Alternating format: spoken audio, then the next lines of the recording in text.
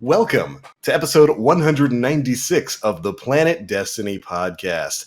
And happy Easter, everybody. Happy Easter, guys. Happy Easter. Happy Easter. I completely Hope forgot. you all have jelly beans like I do. Except Nim, because he's a heretic who doesn't This is my adult jelly bean. I completely works. forgot. That I've was got like coffee counts. beer. That counts? water. Coffee you, beer? You don't count. Yeah. We got water. I don't count. Okay, I'm. Bye, guys. That was cold. This is a Belgian style quadruple. Is that It like is. 4? It is. Is that actually four? Did that you take actually four, four? pour it into one, Yeah. and then call it something special? This from- beer defies the laws of physics. It is real good. It tastes like a cup of coffee. Wait, let me tell what you. kind of beer was it? It is Taxman Brewing. Uh-huh. It's an Indiana brewer. Coffee Vanilla Qualified is the name of it. And it's pretty Porter, badass. ale, stout. It is a Belgian stout. Oh, A Belgian Is it stout. thick? I love It me is some stout. thick. It seems like it'd be thick. Yeah. Yo, with the Yeah. extra C? We talking Yeah. the THICC? Yeah, dude, with the two Oh. C's, man. We're talking thick. Oh, baby. That's why it's the quadruple, huh? Mm-hmm. Is it 4% alcohol? Is that what the quadruple stands for? I need more information. Alcohol per volume is 9.5. And Wow, that's pretty high. Jesus, That's like a IBU wine. is 28. That's pretty high. So it's kind of That's it's not on a the- that's it not a sounds like drink it's and on the- drive. So I don't know what this says about me, but one doesn't affect me, really? Yeah, I mean, it says something. If a 9% doesn't make you feel some kind of way. Guys, this is an intervention. I called you all here to intervene Oh, on me. So no, a dude, self-intervention? there's this one that comes out every year by Goose Island, Yeah. Bourbon County Stout. Thing is 14.5%. Thing is gnarly. I'm a Yeah. lightweight. Mhm. I'm a lightweight. Like I don't drink to get drunk at all. I've never been drunk in my life. But I drank half of that one bottle and I was here and I stood up and everything spun around me and I was like, "Oh, I'm going to sit back down because I'm not going anywhere for the rest of the evening, dude." Nim stood up and the room sat down. Welcome to dude. Brew Boys. This is the Welcome podcast to- where we talk about brews. That's right. Yeah, So- that's, Let me check ask you this. Okay. Are you drinking the beer because of the incoming nerf to Spectral blades? Yes. Is this your coping mechanism? Look, man. I don't drink every day, but when I do, it's when I hear about Spectral blades getting a nerf. Mm. I like how you're starting the grieving process early before it's even happened. Before it's even hit, dude. You're I hitting don't the know where bottle I'm and going to prepping be. yourself. I don't know where I'm going to be the day of, personally. So See, because they didn't give us a date, I don't think so. Like, you don't know when it could be. It could be later tomorrow. today. Could Could be tomorrow. next week. So you're preparing yourself. You're It could deadening be- those feelings You right never now. know. It could be the day I get fired. We don't know. Well, there you go. If you know you have to drink for something, drink Yeah. early. Poor life decisions here on the Planet Destiny podcast. But yo, why don't we just go ahead and start there? Because that is, of course, one of the biggest news stories of the week. Spectral Blades, big nerf incoming. Bungie talked about it in this week's issue of the TWAB. Real quick, we've got our roundtable of hosts here. We have got Mr. Aura. I think he's to I'm my back. right on the screen. He's alive. He's here. I'm back. Welcome back. Thanks. Actually, I think you're on this side for me. Yeah. It's like looking I into a am- mirror. It's weird. But one that I can't I'm get here. wrong. That guy, Nim. Hi, What's Nim. up? And Drunk Dan is officially his I'm title not now. drunk. I just had this. I've had half this beer. It's fine. I'm not drunk. I just want to be. But we are back, and let's dive on into the Spectral Blades changes. Of course, Spectral Blades been kind of hot, Annoying. hot button item. Annoying. There's an adjective. Been a big topic of conversation in the Crucible for quite a while now. Like, when did that buff happen? It was like It happened 2 or a 3 while matches ago. Yeah, it's been a while. And, well, we learned about some changes that are going to be coming your way if you're a hunter.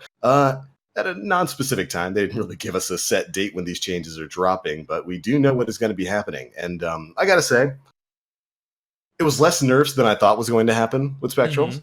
Mhm. And the nerfs that they made, I for the most part agree with. Yep. First things first, Yeah. I think the first thing they talked about was like a damage reduction, I want to say. I don't know if anybody has the numbers in front of them. Yeah. Out of stealth damage reduction reduced by 60% to 52. So, Dan, what does that mean? I mean, it's gonna take me like 8% more to try to hurt you. 8% by volume? I think so, yeah. 8% alcohol by volume to hurt Yes. you? Mhm. Is that what it is? I think so. So we still talking about the beer? No, we're not. I don't think. No, we're not. What? Nem, what does it actually mean? You're gone, Dan. I love you guys. So yeah, they're getting a damage reduction. They're having their damage reduction reduced, rather, I guess is a better way to say that. They really should have just said armor, because it's a defensive factor. The way they phrase it kind of makes it seem like the damage that Spectral Blades has is getting reduced, and that's not the case. Their Basically- damage reduction reduced. Yes, the damage reduction is being reduced, so you're not going to be able to survive My head. They're not as tanky. everything anymore. Yeah, they're not as tanky. Just They were not the gonna be the same. tankiest of the roaming supers. Yeah, that surprised me because I pulled it up, so I'm looking at it now. Your out of stealth damage reduction has been reduced from 60% to 52%, and your in stealth, so when you're invisible, your damage reduction has been reduced from 62% to 54.4%. And that I was surprised to read that was the highest of any roaming super. Although now that I think about it, yeah, I guess that makes sense. It definitely felt higher than Storm Trance. Yeah. Yeah. Ouch. Oh my god, Storm Trends is paper mache in the Crucible, dude. Yeah, so them knocking that down, probably going to be felt. I wonder exactly, because they mentioned that out of stealth, you're now going to have the lowest amount of damage reduction of any roaming super. And then you'll still be pretty low even when you're in stealth, which should be interesting. I wonder what exactly that means. I doubt we'll be able to shotgun melee like we could back in the day, but Yeah. It'll might be have easier more- with team shot. it'll be easier to team shot, yeah, which I think is okay. It's hard to say. Like the majority of roaming, this is how I judge things. How my feeble mind works. The majority of roaming supers takes 2 fusion rifle shots to kill, no matter what the super is, outside of Golden Gun. Yeah. So I don't think this damage reduction is going to make it die in a single fusion rifle burst. Mhm. It's still No. going to take 2 to drop. So Right. What I'm pretty stoked for, and this is a change that I was really hoping that would come to that super, was the light melee is increased by 50%. Because that was literally just a traveling utility. You talked about it In last order week. in order to keep feeding. That's what that was. So I'm glad that that's getting touched a bit. Yeah, we joked about that last week. Your light melee isn't an attack in Spectral Blades; it's a method of travel. it's a free ionic blink across the battlefield, and they're bumping up the energy cost of that by 50%, which sounds big, but they mentioned in there that apparently right now the energy cost is basically nothing, which again sounds about right when it comes to Spectral Blades. So I'd imagine, with the way Bungie nerfs these sorts of things, I hope they're bringing it in line with maybe where the Nova Warp's blink is. Yeah. Whereas they or ionic. Well, maybe not ionic blink with Stormcaller, but so probably maybe half that. yeah, maybe about half that, so you can still travel with it and get a fair number of kills, but you can't circle the map and the globe twice before you run out of super. Yeah. And to tie on to that, I think they're also knocking down the length of time you're in your super, right? Yeah, they reduced the overall duration by 3 seconds. Yeah, I think it's out of stealth duration was like 17 seconds, 17.5. They're knocking that down to like 20 or to 14, and then like while you're invisible, your maximum time in super was like 26 seconds or something like that, Silly, dude. Yeah, which is unreal. ridiculous. Yeah, That's without Gweiss Vest. You had Yeah. 26 seconds as long as you were invisible while running with Spectral Blades, and that's being knocked down to like 23.5 or 6 or something like that, which I think is a fair enough change. I'll say that I'm glad that they're addressing that super, but they're not touching Gweiss yet. Yeah. Because at least at that point, it makes the Gweiss more utilitarian. To have that if you wanted to feel like it used to be. So they did mention that they are looking at Gwyson, however, but if they're going to make any changes towards it, it's not going to be until season 7. They're gonna make a change so that when you're wearing Gwisin vest, you start to backflip and then you fall straight on your face. You actually take damage. You take enhanced damage anytime you try to do the backflip. Mm-hmm. It only hurts you. That seems like a fair bungo styled change. But yeah, they mentioned that they don't really have a set date for the Gwysin vest changes, but it'll be in Season of Opulence, and I have to wonder if that's when they're going to make these changes too, because again, they didn't give us a real hard date here. Yeah, I have a feeling most of these changes we're going to see when Opulence. Yeah, it's in about a month. We're almost that's there. a month away. Yeah. Holy Yeah. cow. Yeah, we're a month away from Opulence. It's pretty. Guess I better nutty. work on my other 2 characters then, because none of them are 700 yet. Same. Can I rant about something real Sure. quick that Lay it on me. really, I love a really rant. bugs No, me? Please, Floor is please. yours. So as we know, getting one character through like all of the reckoning stuff is a lengthy process. In Yeah. terms of, first of all, I don't understand why there's 3 separate sets of gear for each individual thing instead of making it like the Solstice of Heroes gear armor set, where it evolves as you're upgrading it. Yep. So I recently took a little break from my Warlock because I was trying to get the Stronghold exotics for my Titan. So I've been spending a lot of time with that character, and I decided to go. I was like, hey, let's get some reckoning gear for my Titan. Yeah. So earlier on in the week, I went to the Drifter and I picked up the Sentry bounty for the helmet because I had all of the Notorious set. I needed the helmet. Did all the things, and then when I turned that in, for some reason, in a tier 3 activity and bounty, I am still receiving a tier 1 helmet. Yep. Because that is tied to, like, you have to get the tier 1 helmet first, and then the tier 2, and then you get the tier 3, instead of the bounty actually scaling per the difficulty of activity that you are participating in. And that just makes me so angry. It doesn't make any sense, really. It's one of those things that really doesn't make any sense, because you go through the entire process of upgrading your synthesizer so that you can do higher tiers of reckoning. Yes. But the bounties that were tied to those synthesizers still can drop you tier 1 and tier 2. They're tied to like a cycle. So like if you haven't completed a tier 1 helmet, you are going to get a tier 1 helmet first, and then you're going to get the tier 2. But they're not even locked per bounty, they're locked per week. So if I wanted to get the Notorious set, I have to wait another 2 weeks in order to get the full set for that thing. And that is just awful. Annoying. It's really questionable for why they would set up the system that way, knowing that people would be able to push through and then get that stuff in pretty quickly. I don't know. We've talked about this. I don't know why they wouldn't have just tied that to the tier of reckoning that you're doing, or just to your synthesizer. If you've got the legendary synthesizer, why is it dropping? Why am I still getting illicit things? Yeah. Why is that a thing? It's maddening. Anyways, moving on. Revelry. How have you guys been enjoying the Revelry? It's all right. It's all right. It's all right. Is it all right in a PvE standpoint or from a PvP standpoint?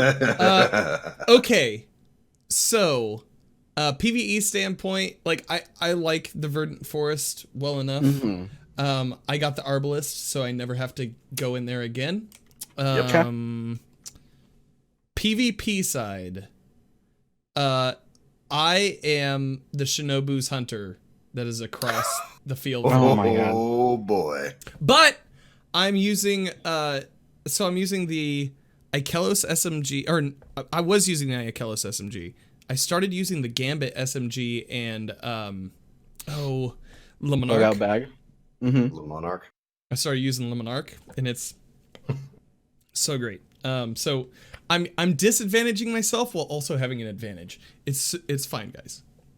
You have a nice little balance going on there. Yeah, exactly. Give me the beer. You can't have the beer anymore. I did this while I was sober, Aura. Nope. Skip nades. So I'm not backflipping aura. It should be fine in your book. It's fine. it's Oh, all right. Lordy, So Lordy. revelry is really fun, and it Mhm. creates a lot of scenarios that you wouldn't normally be able to do. So like, arc web is incredibly strong. And so I'm in the Verdant kidding. Forest on my Stormcaller with like all 4 pieces of armor and the buff active, and I am just chaining lightning everywhere. Yeah. Really, really, really fun. Full armor sets on my Hunter and my Warlock. I haven't played it on my Titan yet, but that'll be done before the event's over. PvP, like having a bunch of grenades doesn't substitute for in-game decision making or skill. So a Mhm. lot of the people who are out there spamming grenades, other than memeing, they really aren't getting a whole lot of things accomplished. I think Right. actually the most annoying thing that I fought against in Crucible wasn't skip grenades. It was trip mines. Yeah, I've It seen was a that. team of Yeah. 90 million trip mines Oh, that booby shit. trapped an entire corridor. That was something that was to be said about. But the skip nades, what ends up happening is you can build like counters to it. You can Mhm. throw a Titan with infinite barricade up and Yep. cut off entire corridors so they don't even get to you. You can put on the worm husk and infinite shade step and just Yeah. continuously heal, which is one of the things Yeah. a lot of people are doing on hunters. Mhm. So there's a lot of things you can do. Because I want the triumph, I've been using infinite smoke grenades Okay. Okay. on my top tree. And I'll tell you, I've gotten more kills doing that than I would spamming any kind of grenades because I am just Yeah. snaring Yeah. everybody. Everybody. Nobody can push me at all. So that's pretty been smart. it's That been sounds fun. awful. It's been. I mean, listen, I'll tell you what. This is the thing that's really interesting. The past, I haven't been on the show in 3 weeks or something like that. Yeah. I've gotten more nice messages out of people than I've gotten hate mail for any of my behavior. And we're talking about playing the trombone for tractor canning supers, spamming smoke grenades. You know, I play the womp womp every time. Womp, womp. Every time something happens, I play the womp Such a womp. rude So emote. it's the perfect emote for me. So revelry hasn't been too much. If it's a team of 6 god tier players doing it, Yeah. you're probably gonna lose anyway Mhm. Yeah, if they didn't that's have true. the grenades. So I don't see it changing turning the tables. It's just been annoying Mhm. more Yeah. than anything else. But Right. You know It's- what? I'm sorry, go ahead. I was just gonna say, like, it's been really fun to watch. We had Devious on the show. It's been really fun to see what he's been doing, Carolina Gamer, to see all the things that they were doing to all the raid bosses with these buffed abilities and the melees. We watched a shield only Callus kill where Yeah. they're just repeatedly beating him in the face with throwing shields on the so that it's been really unique for a lot of other players out there to kind of see other ways they can just get creative in a game that we've been playing for 2 years now. Things may Right. have gotten Yeah. stale. So it's been fun. You know, what I was going to say is I actually wholeheartedly agree. And I remember us talking about this last week when we were talking about the revelry and the potential for spam of abilities in PvP modes. I said I was worried about this in comp and in normal PvP. I've actually found myself really enjoying the PvP experience. I day one went and grinded out the Arbalest to get that thing. It's okay. And spent a lot of my time this week and this weekend playing Crucible Mhm. and found it wasn't nearly as annoying as I thought it was going to be. Yeah, there's a lot of skip nades. You're going to run into the eventual 5 stack of hunters just throwing skip nades, but like Aura said, that's easy enough to deal with, and having more grenades doesn't suddenly make a bad player better. Yeah. You're right about that. Any more so than giving a bad player Not Forgotten suddenly turns them into a tier 1 player. It's not how it works. And I've enjoyed myself with the extra abilities. Forgive me. Lord, forgive me. I decided to mess around a bit and ran an infinite empowering rift Arbalest build and was just one-shotting everybody everywhere like a scumbag. Does that body shot kill? It body With shots. empowering, I can't yeah. believe you just told everybody that. With It's empowering. It's basically the same damage as like a crooked fang. So 2 more weeks, guys. You got 2 more weeks. 2 more weeks. You got 2 more weeks of this. You got 2 more weeks of it coming, Hunter. So if I jump into a game and we're on Midtown and like 2 seconds into the game, I see a hail of skip grenades coming towards me, you know what's about to happen. You know I'm taking that tonic, Woohoo. hopping over to my ability, and it's just going to be walk down the line. Bloop, bloop, bloop, bloop. That's It's, pretty great. So yeah, I had a little bit of fun playing with that, and you know, Arc Web is pretty good in game modes where people stand together. So I had a couple of Yeah. fun, you know, control games where people are trying to take B, and it's just like toss 1 grenade, 5 kills because nobody Walk away. knows Yeah. to separate. No. So I've enjoyed it more than I thought more than I would hate it. Haven't played the Revelry, the Verdant Forest since Tuesday. Since you got the Arbalest. Since I got Arbalest, but I enjoy the rest. What was the highest tier that everybody got on Verdant Oh, I Forest? could run that thing to 1,000,000 if I wanted. Our timer didn't move. Nim. Our timer was at 5 minutes the entire time I ran my first forest. If we wanted to, because it's not like the haunted forest where the time just started to tick off faster than you could gather it. This actually lets you go forever. If I wanted to sit in the gaming chair and play with my two friends, I could do it until the event ended. I don't know what number it would be at, like a minute a branch or whatever, but I was jumping off the map at 20 just to get the 5 bosses, get the loot, and be out. I'll put it to you that way. Yeah. Yeah, Nim. Oh boy. Yeah. We actually had to we had to sabotage our run because we were in there so long. We were on what? We got to branch around 101 or 102. 101 when we were just like, all right, screw this. We're sabotaging this group and we're just going to sit back and die and waste the rest of the 5.5 minutes we have. Yeah, like because I needed to go to work. We were in there for like an hour and a half, almost 2 hours. I think it was the first run that we did. We're like, all right, let's get all of our bounties and hop into the Verdant Forest. And like we got to like he was like, oh, it's almost 4. Yeah, I gotta go to work. We're like at branch like 100, and it took a bit for the blueberry to like notice that we were just standing around because he kept on going. But it was fairly easy.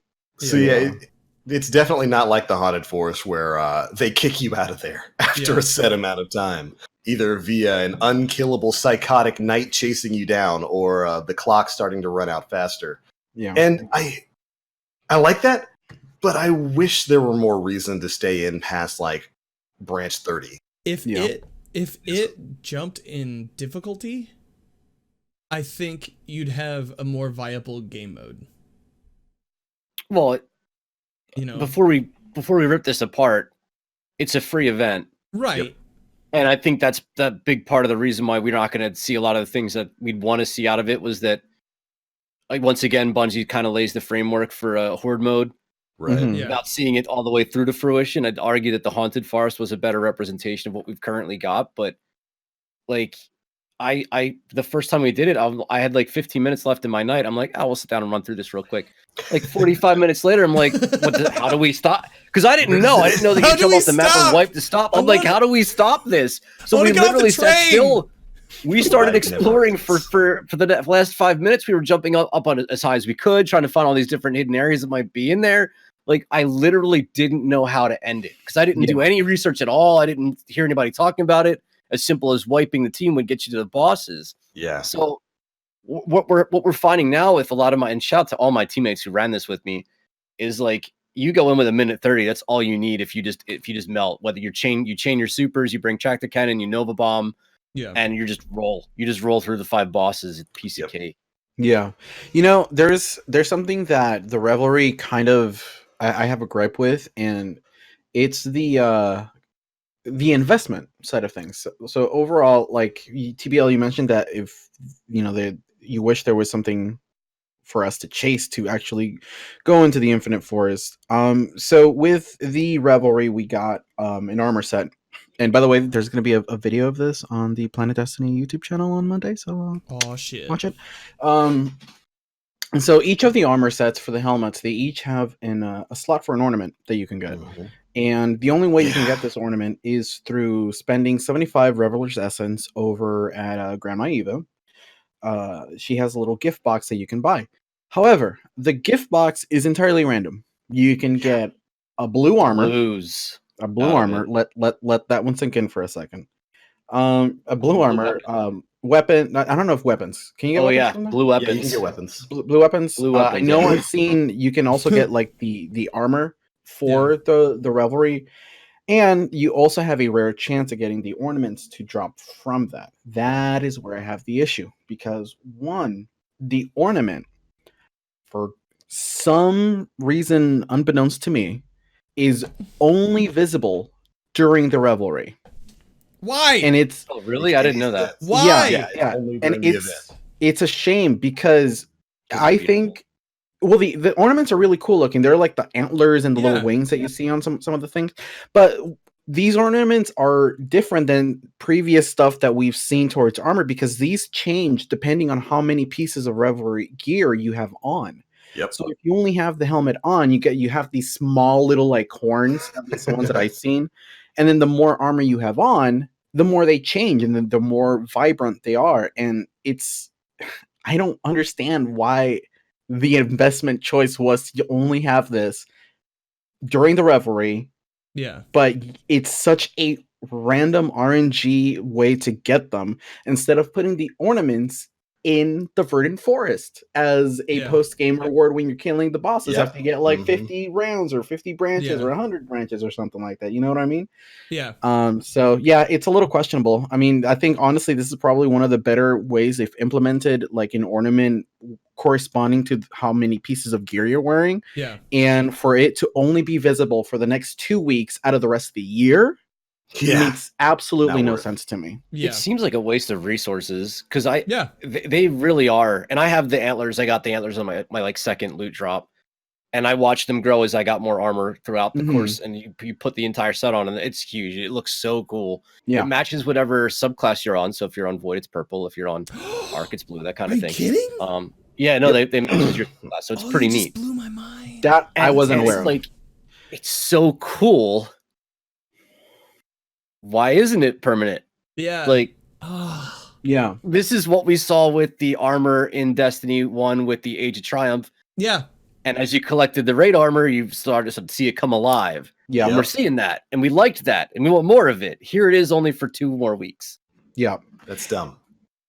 It's strange. And if But- it shows up next year, though, It, you know. it shows up next Not year. worth Yeah. But and then it like does the fact that it's a limited time thing make it more desirable?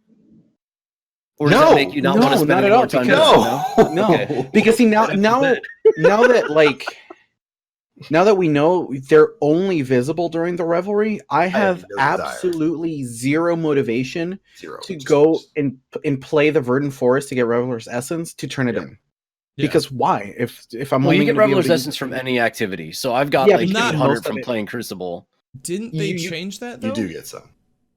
I don't know if they patched it, but I'm pretty sure. I mean, I don't look at my endgame rewards you anymore, get- but I'm You do get essence from you Crucible. like Yeah, 10 you or get- 15 It's from the get, like, Crucible. 15. Sorry, I was Yeah, you thinking get- about the buff. Sorry. 15 from anywhere. And yeah, I have no motivation, but you get the most essence from the forest because you get them from you get like Yeah. 5 to 15 from the 50 chests and Yeah. Yeah, but the- you also have the greatest time sink in there because you literally right, it's but like a then- 20-minute thing just to get to 20 unless you're a god tier player. Well, yeah, but again, that leans into the investment. It's like, hey, if you really want these ornaments, you run the activity that gives you the most Right. to go and dump them into the the little I gift. wonder box. if we see that change in the future. If I they mean, say, I we hope can make it so. full time. Yeah, and that's something that I kind of wish, Nem, you and I talked about this. That's something that I kind of wish the community would latch onto and kind of complain a little bit about because it's absolutely not worth it in terms of an investment. It's such a strange investment choice because it's something you generally have to grind for. You need 75 essence to buy these packages from Ava. You don't even have a guaranteed chance at getting this. Yeah. Like, you could just get blues from opening that package, which is mostly what I've been getting from those packages. Mhm. And Same. the fact that they're only going to last for the next 2 weeks is it's like slapping me in the face with the Solstice of Heroes grind all over again. Mhm. Where like you grind for this cool looking armor set that isn't even going to be worth it when the month is Yeah. over. And that was a it's- hell of a grind. That was a Yeah, hell That of was a a grind. hell of a That was a grind. massive grind. And it's for something as harmless as an ornament, especially when they're going back to making ornaments that are special and really cool looking, like exactly what Aura said, like what we had back in the Age of Triumph. I don't understand why they would put something like that in the game and then only give you access to it for 2 weeks during an event. Yeah. No, Yeah. that's the If kind of there thing was that I want to have more- on.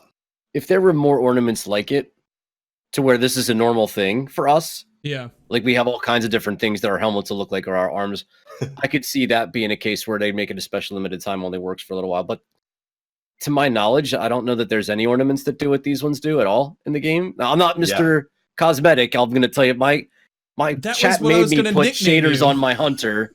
They made me put shaders on my hunter because they couldn't stand looking at my all different armor sets on it. So I'm not Mr. Cosmetic, but I don't recall any other ornaments that look like these or do what they do with the more you apply.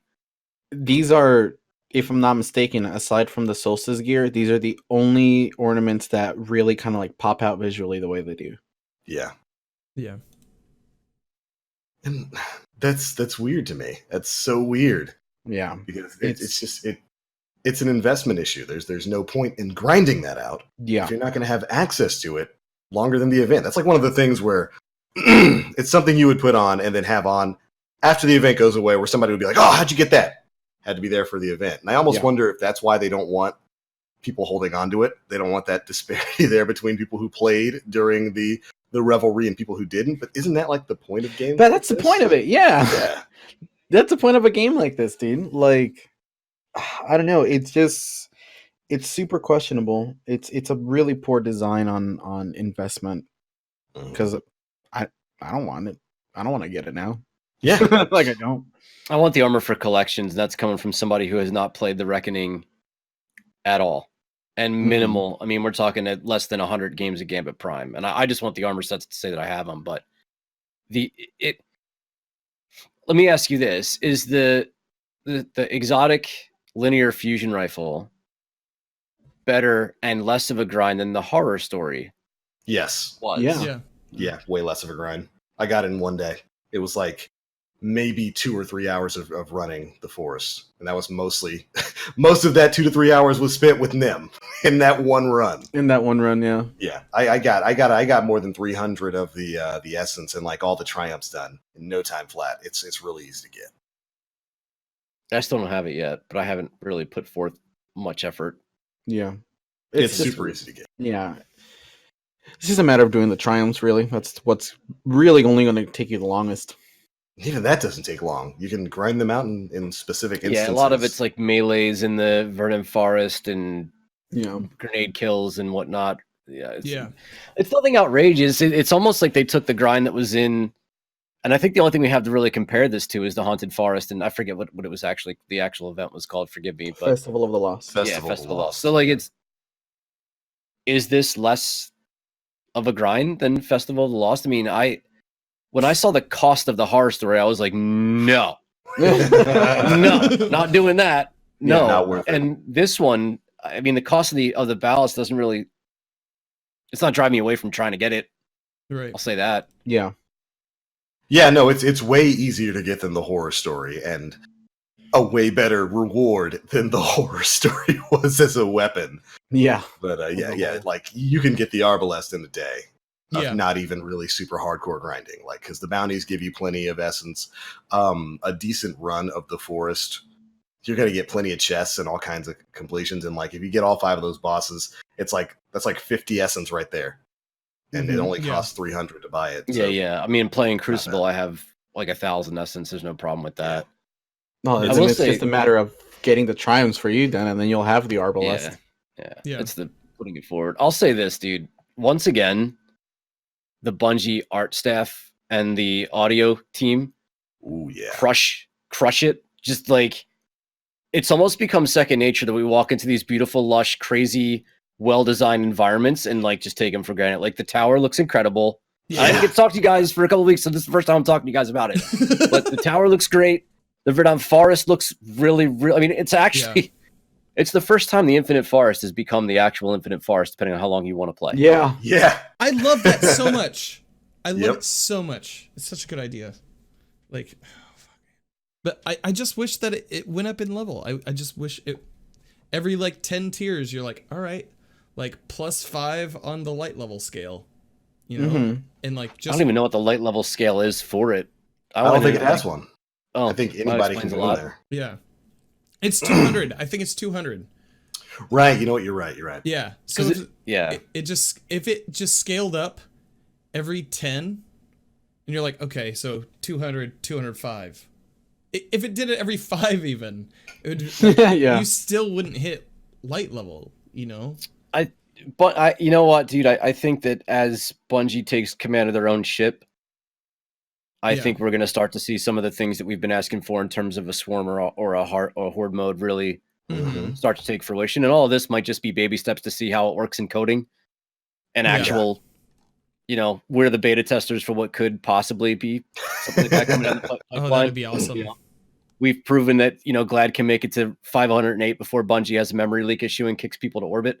All right, well, so eject you out of there. Yeah, so that might be part of what's going on here too, is they might be kind of seeing what they can pull in the future. Yeah, I want to give a shout out to Zaytimdi in chat. He said earlier, I'd like to see a swarm mode with hundreds of thrall.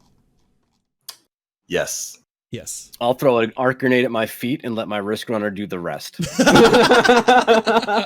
Bring it. You know what? Give me a hive base horde mode that is literally just the abyss from Crota's End. Oh, that would be awesome. Give me that.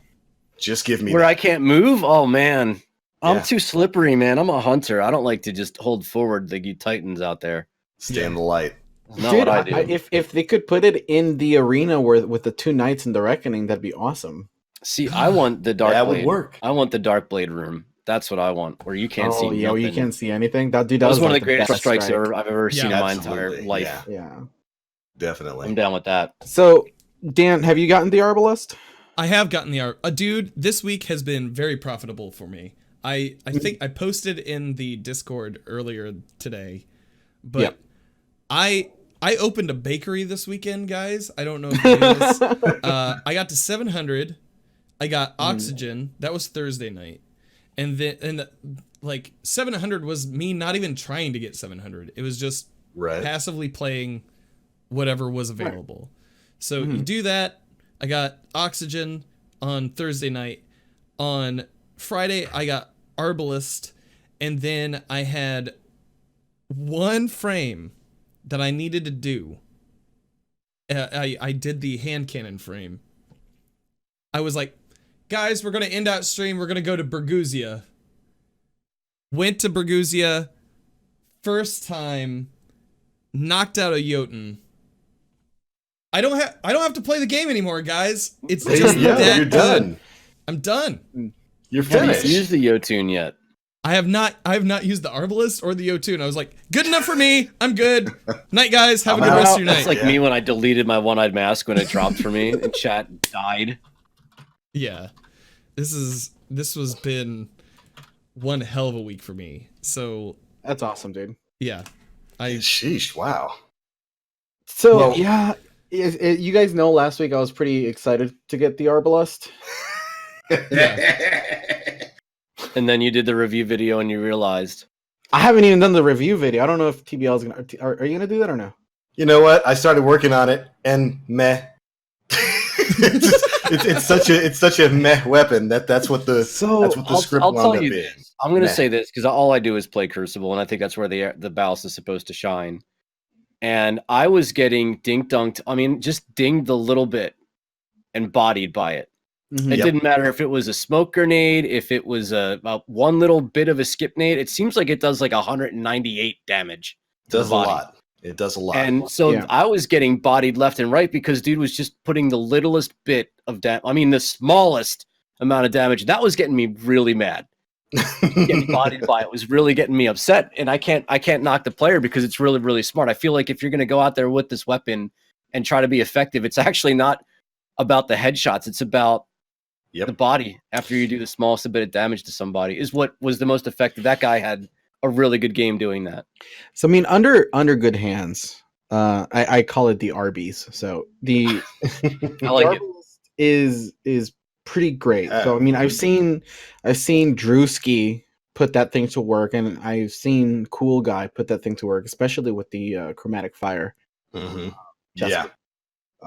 So I mean, I think I used it in most of the different areas, and I mean, it's definitely the most viable and more fun in PvP, just because it takes special ammo, so you can have a linear fusion, which is a heavy for most of the game if you play your cards right.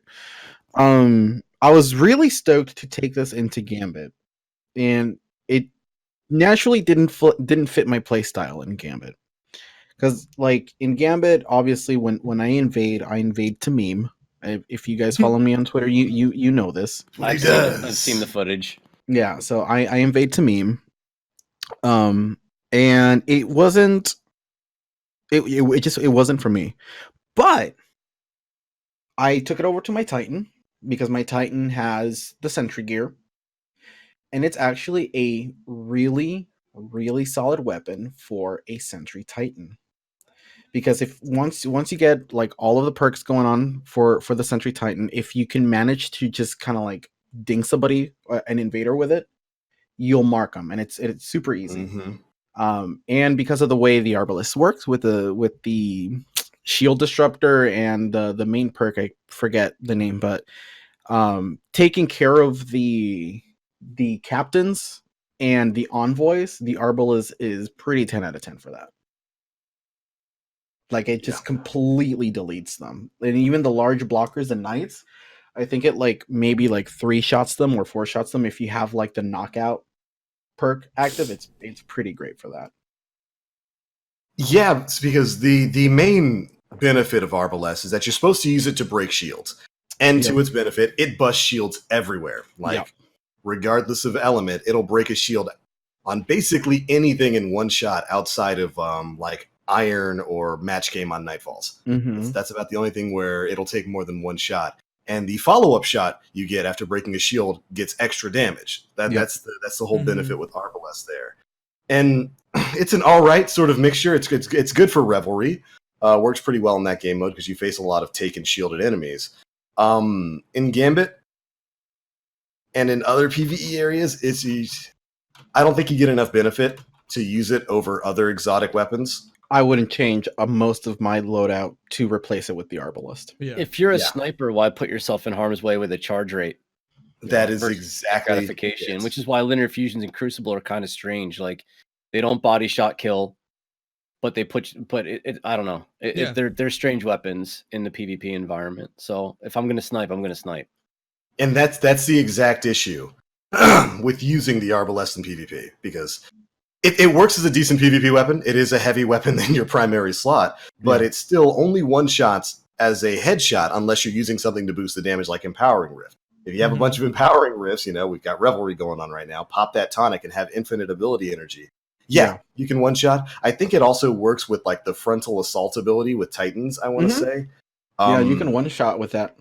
Yeah, but that requires that you activate frontal assault, which it will do because it takes more than 60% of their health off. But it's fun. It is fun in PvP. I definitely enjoyed myself a lot with it. But Aura, something you mentioned earlier in this conversation was that you felt like you were getting like dinged with either the Arbalest or something first and then blast it with Arbalest. That's where I find most of the benefit for the Arbalest here. And ironically, it's mainly because the Revelry is active right now. I have made a basic habit of baiting people into corners, dropping like an arc bolt nade, waiting for them to take that damage, and then come across the corner anyway. Bloop, one shot to the body. And I find a lot of benefit with that. You can mix it with, if you want to mix it with weapons with like a quick access sling or something like that, you can blast people in the body, swap over to, I don't know, a scout rifle or a submachine gun or whatever you want, and it takes literally one shot to clean up the damage that Arbalest does to them. There's a lot of benefit in that. Obviously, that benefit's going to disappear the moment Revelry goes away. A lot of that is because you're not going to have grenades 24/7. But that's where I'm having a lot of fun with the Arbalest. And you can use it for precision headshots. That's probably the way you're supposed to use it. Yeah. But at the end of the day, you're going to get outshot by good snipers because they don't have to wait to fire their shot. They can just bloop. Yeah. Bloop. Whereas I think it's basically a kinetic crooked fang. So your aim assist is probably a little bit better on the Arbalest than it is on any of the snipers, but you still have to wait to fire your shot, and that's going to result in you getting blasted quite a bit. Drewski talked a lot about the zoom. I think a lot of snipers prefer the low zoom of it in terms of sniping, but again, it's just a really, really good sniper. There's no reason they're going to unseat whatever they're using to use the ballast, especially when it comes to competitive PvP and what the Wardcliff, has to offer right now. Yeah. Even with the nerf to it, that kind of thing. There's definitely a benefit there because like you can one-shot most supers if you get a headshot off, and then for the review video I'm working on, I've got quite a few clips of that, of Dawn Blades and then all kinds of classes coming at me and getting blooped out of their super. But it's nothing you couldn't do with a Darcy. It's nothing you couldn't do with any other real sniper out Nagi's there. burden. Izanagi's burden, Yeah. which is which you know what? It's funny. Izanagi basically does what Arbalest does in PvP, but better or easier, I guess I should say. And that's it just leaves it as an all right weapon. You know, it's not gonna take over the world. It's not gonna get you to drop your last word or anything like that. It just provides a one-shot ability in a primary slot, which unfortunately we already have options for. Yeah. It's okay. It's an alright weapon. At least you have to grind for a week like the horror story, which absolutely wasn't worth it. It takes a couple hours. Yeah, I didn't get that one. I was like, Yeah. no, I regret getting that one. no. Oh, I bet. Let me ask you guys this. In terms of Crucible, what was the most annoying thing that you played against with this Revelry event active? Because I think what I'm going to tell you, you will have never seen coming. So go ahead. Let me hear. Honestly, dude, I'm kind of in the same camp where you are, because again, I think we have very different play styles, like compared to like the rest of the people, because we hang back a little bit more with the fusions. Mm-hmm. So I haven't really had too much of an issue with grenade spams. So it's been kind of normal for me. TBL? The question was, have I changed my like loadout or anything? No, like that? well, like, what's the most annoying thing you've encountered in Crucible with this Revelry event active? That's rough because I haven't really considered much of it to be annoying. I would have thought the most annoying thing would have been skip grenades, but I just sit back and throw unending arc bolt grenades that arc web into them and all of their friends, and that problem goes away. Dan? People complaining on Reddit about comp. I mean, I don't play Dan's answer. I want Dan's answer. I'm a quick play. I'm a quick play guy. I don't play comp. I understand completely where the competitive community is coming from. Yeah, I understand. absolutely. It is a fragile. Comp is a fragile eggshell, and Revelry has been a tack hammer on top of the egg. Right. It just smashed it. I understand it, but like from a standpoint where I'm at, where we all watch the community wax and wane on what they want, and from seeing it, like seeing people be like, no, break stuff, it'll be fun, to we didn't mean PvP or comp. It like, I don't know. I'm seeing a lot of different posts. I made a post on Reddit where people called me out because they were like, the two things are not mutually exclusive, and I understand that. And thank you guys. Thanks to everybody who commented back, because it shed more light onto, like, it helped me with my viewpoint more. And I understand, like, people are working for stuff in comp, you know. Should they change it? Yeah. Yeah. But knowing that they can't right now, knowing that like they're actively trying to figure out a way to do that in the future, I understand it. And breaking it in quick play and Rumble is way different than comp. So I understand. My eyes have been opened. Thank you. But I don't know. I just the more that I think about it, when I went into quick play, when I went into Rumble, when I went into other things, the most annoying thing was people wouldn't play the game mode. So if we were running control, and I was a blueberry, I was solo queue, just people would not capture points in control. Yep. Yeah. That's so weird. So I played against a player who was a top 1% ability-wise player, incredibly good. And he ran a skip grenade hunter and a risk runner. And as soon as he spawned and he threw his skip grenade at his feet, his risk runner is charged. Oh, shit. And the only thing that kills faster than a charged recluse is a charged risk runner. Because it not only kills you, but it kills anything around you. And that was impressive to me. Yeah. This isn't me complaining about it. I mean, it was pretty annoying, but it was like my brain blew up when I saw that happen. I was like, holy crap, these are really intelligent people to even put these thought processes in play. Because here I am running around my fusion rifle being like, I'm going to get you. And then here he comes and, a lot of chains lightning on me, but he wiped out my entire team around me. Team. So I was thoroughly impressed with that, and even thinking that, because honestly, you could do that when the revelry event is over. Yeah, you could still do that. So and I had no idea. You heard it I've done that first. I've done that with a Titan all the time, same. especially when I'm playing Gambit. But first thing I do out of the gate, if I'm on a Titan and playing Gambit, is I throw that pulse grenade at my feet, and I take out an entire side in Gambit by myself. So I've been doing this for forever, but I take so much damage. In Crucible, I would get 2-shot or 1-shot. Yeah. The Hunter skip grenade took no damage upon activating it. It was like you walked through an arc puddle. It was crazy. So shout out, I didn't catch his name. Shout out to that Guardian, because that was neat. That was really cool to watch. Yeah, No, go ahead. I was just going to agree and say that's been a thing for a while, people using their own arc grenades, but you're exactly right. The downside to getting this super powerful weapon, this supercharged weapon, is that you have no health when you run into the enemy and you get 2-shot. And the difference here is people have infinite grenades now, so they can just pop that skip He grenade. spent the entire match with that thing charged. He didn't use his primary weapon once that entire game. And I say it like that because the only hate mail I ever get is people telling me he's a primary. Primary question mark? That's the Risk Runner Rambo. It's a good combination right now. And now literally everybody's going to do it. No kidding. I look forward to seeing people complain about that next week. I can't believe it. He's the only person I saw do it. I've not seen anybody else, because the Risk Runner really hasn't been a viable option in any game mode for what feels like years at this point. Go Fanon. I mean, it was good in Go Fanon Forge, because that's where I got it masterworked, actually. Yeah. So I mean, I think that was the last time it was like super useful. Yeah, dude.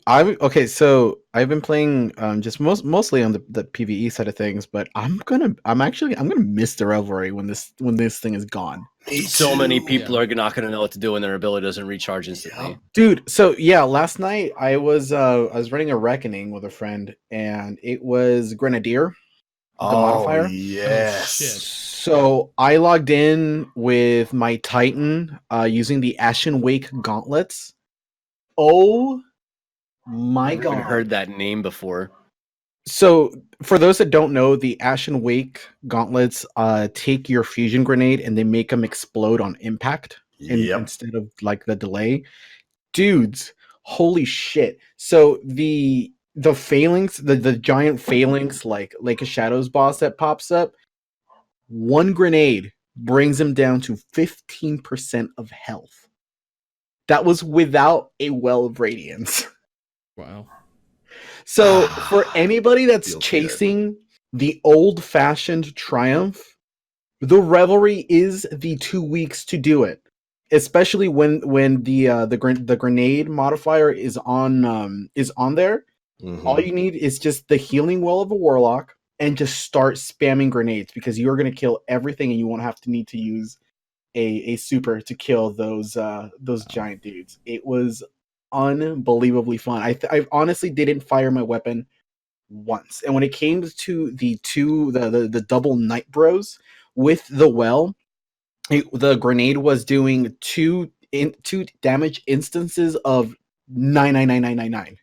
Just consistently. It was just grenade after grenade after grenade. I didn't have to fire a single shot during the entire run, and it was fantastic, dude. It was so good. I don't know what I'm gonna do when this event's gone. I'm just gonna be like, oh, okay, I'm sad. So gotta wait 2 minutes. Question. Paragon mods. Yeah. Do you think so? Last week we saw Arc Week, or like the week prior we saw Arc Week, where it was like, test out this patch. Do you think that this event is being used to test maybe why some forgotten exotic armor pieces, to test if they can up their viability? I hope so. I really I hope mean, so. there's so many exotics in this game that there's just going to be a number that are going to be irrelevant. Yeah. There's just too many. So it's the same thing with exotic weapons and catalysts that go in with them. We talked about this before. There's just some that are just super lackluster. This might be part of it. I honestly think that this event was literally, I mean, it wouldn't surprise me if there was a solar week or a void week coming where we see significant changes to other builds because for some reason Tether still takes 8 years to shoot and then another 9 years to proc. And if you're standing next to anything, it sticks to whatever you're standing next to instead of coming out of the boat. I can go on for 20 minutes about Tether. No, go on. Do that. No, I can't. I can't. Blade Barrage can survive a nuclear missile while it's in its animation, but if I shoot my Tether, I die to a pea shooter. Anyway, so I'd like to see some of these changes coming because there's still skill trees and builds of supers that are just not viable. And for me, I'd rather have supers being in a better place than some whatever that exotic is, the warlock that has like the solar system in the helmet. You know what I mean? Like, yeah, I got Arbalest for my warlock I'd never heard of before. 3 times in a row from Xur. So there's definitely something going on with maybe there's too many versus trying to make them all viable. Yeah. Right. I mean, no, I mean, and there's definitely supers that are on the weaker side of things. I mean, the bottom tree Nova Bomb is really only good for the Devour. That's really the only thing that skill tree has going for it because the Nova Bomb is super lackluster, especially with Cataclysm being a portable nuke. I think for the longest time, like the Void Warlock subclass itself was useless. Like even Slova Bomb was. No, because even before they buffed the Cataclysm, Slova Bomb was probably the best thing to use when you wanted to damage bosses, especially during escalation protocol times. Tractor Cannon, Scatter Grenades, and Slova Bombs were like the go-to super to have for that kind of stuff. Then it just made it even better. Yeah, which they needed to because it was still like hell. Even during the still when Leviathan was pretty relevant. If you had a Tractor Cannon and you charged a Scatter Grenade with I think like maybe 24 or 32 stacks of the buff, you can solo a dog. You can kill the dog, yeah. And the pretty wild. Leviathan. Right. But you're right. I mean, like when it comes to the bottom tree for Voidwalker, the only beneficial thing about that is Devour. Granted, Devour is an amazing ability, but like I could stand to see that particular build get some kind of change in the future. That super is a little weak right now. Give us Lance back. Or Splinter, or whatever the one that was Lance. Shatter. That was the one where wasn't it Lance? No. Lance was the one that made it go super far and fast. Forward. Yeah. Shatter was the one that broke it into three. Yeah. Shattered is Purple Rain.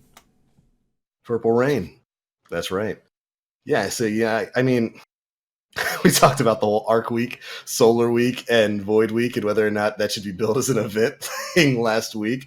But I would like to see them focus more tuning passes on old exotics and old subclasses. Shoot, put the sweet business in the power slot where it belongs, and let that thing be the Gatling gun that it is. They majorly buff its damage. Make it a Gatling gun. Make it a legit Apache helicopter. Kind of. I mean, yeah, that's make it an 11 kill streak from Black Ops 1. Let's go, baby. Yeah, I got a name for it. I got a name for the event, guys. Old made new. Put that on your event week. I dig it. I mean, I wouldn't know what that means though. No, we didn't know what Arc Week meant either. Nobody knew what Arc Week. We thought it was an event. It was not an event. Turns out it was a patch. It was not an event. It was just a patch. Yeah, because there are a lot of exotics that could use some love right now that are lesser used out there, and a lot of them are worthless Warlock exotics. Rest in peace.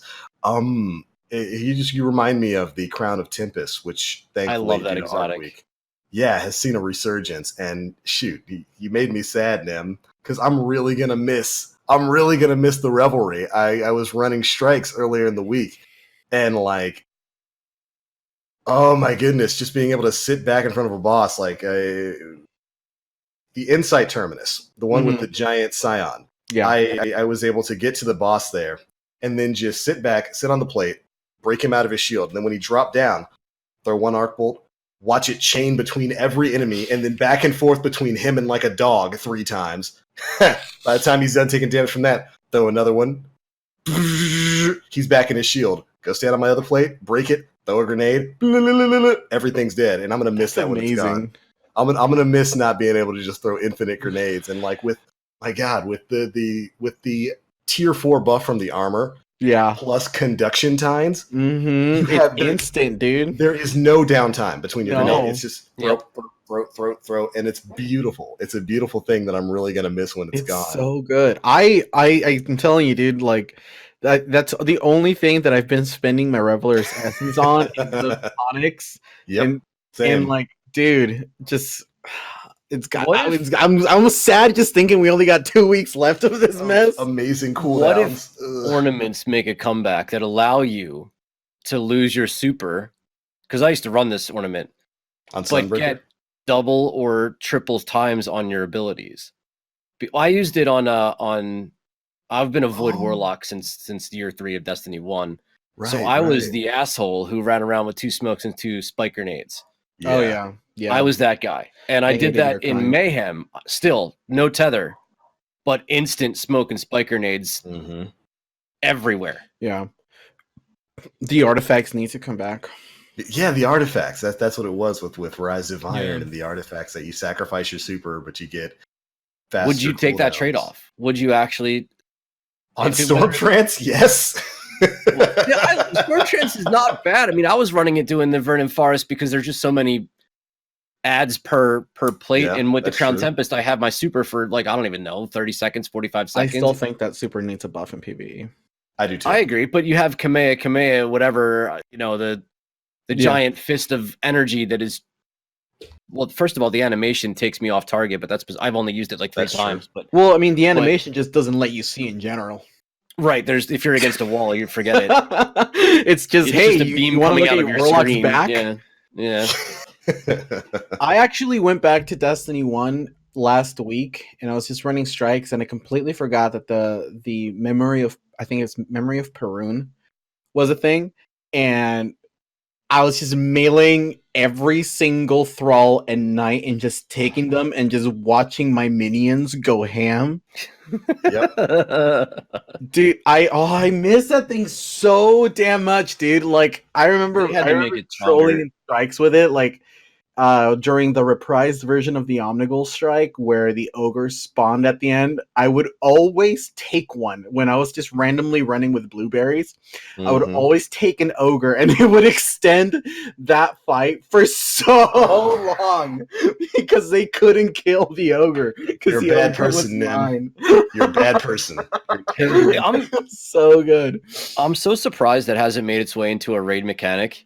Where if you kill the ads, you don't progress, but in some way you're supposed to turn them to do your bidding. Like, how has that not made its way into a rating? I know, and like now with like the whole Taken thing, and in Last Wish, where we literally become Taken and we use Taken powers in there, it's super strange that we don't have the ability to take yet. I've been talking about this. Chat thought I was crazy, and I was like, what if I could take like Minions of the Dark and make them do my like milestones for me? Like, I don't want to run I don't want to run a strike this week, dude. Let me go take this like captain and send him into a strike with some blueberries. And they spawn into their strike, and there's my captain. So you're taking Destiny and you're doing all the stuff. Like, why is that not a thing, man? Let me just take some So you're gonna make Destiny an idle clicker? You're gonna make it an idle clicker? I don't know what RTS you're using, but it sounds like it. Yeah, it's an RTS.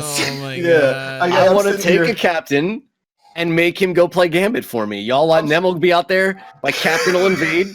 He'll throw that blindy crap at the Guardians. I mean, he probably. I'm sitting here imagining Aura like looking at a Thrall. All right, Thrall, here's what we got to do.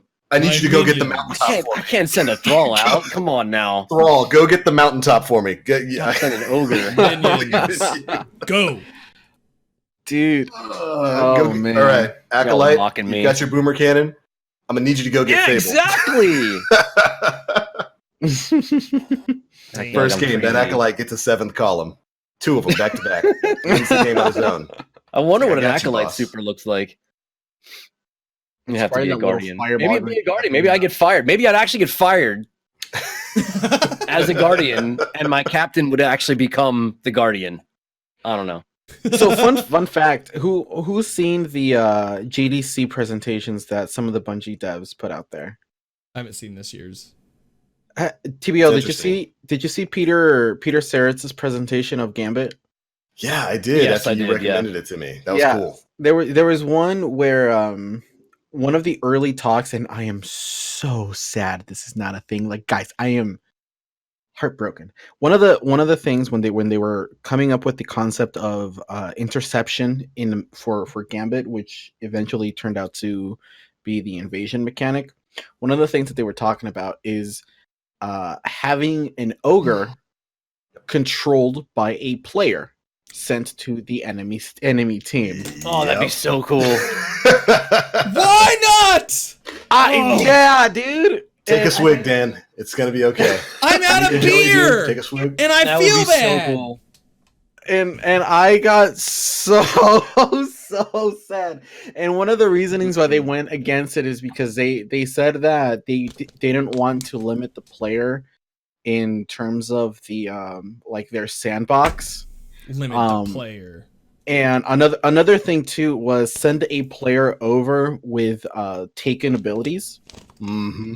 So kind of think of it kind of like how Last Wish, when you pick up the Eye of Riven, you become taken, and you can shoot those projectiles from your hands.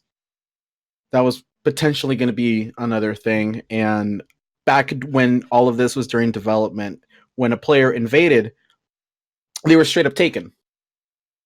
Like it wasn't a red, and they ended up changing it to red because players would confuse invader enemies, or the invading player would like blend in with other taken if there were blockers in there. So they decided to highlight the invader red. But yeah, dude, like when I saw that they had talked about sending a player controlled ogre to the other side, I was just like, that was cool. That's like putting And on also a would have mech been suit. horrifying. What if you could just take the Guardians though? Like, what if you just cast them to the Shadow Realm? That would have been neat too. Oh, kind of like a penalty box. Yeah, dude. you You got close enough, you could send them into the people. Yeah, I would have been, or like what's his name? The guy who keeps getting by the guys in Dude, Argos. That would have been cool. Imagine if like they had gone with like that, taken abilities thing, and as a taken invader, you can stop people in their tracks with like that Morgoth cyclone Whirlwind, yeah. That whirlwind. Like if it so the shoot button, so it either kills or it's able to freeze. So it's like, because right now the trigger is the shoot. So imagine having that as like the grenade instead. Oh my god. Where you just strap. That would have been awesome. One player. That would have been so.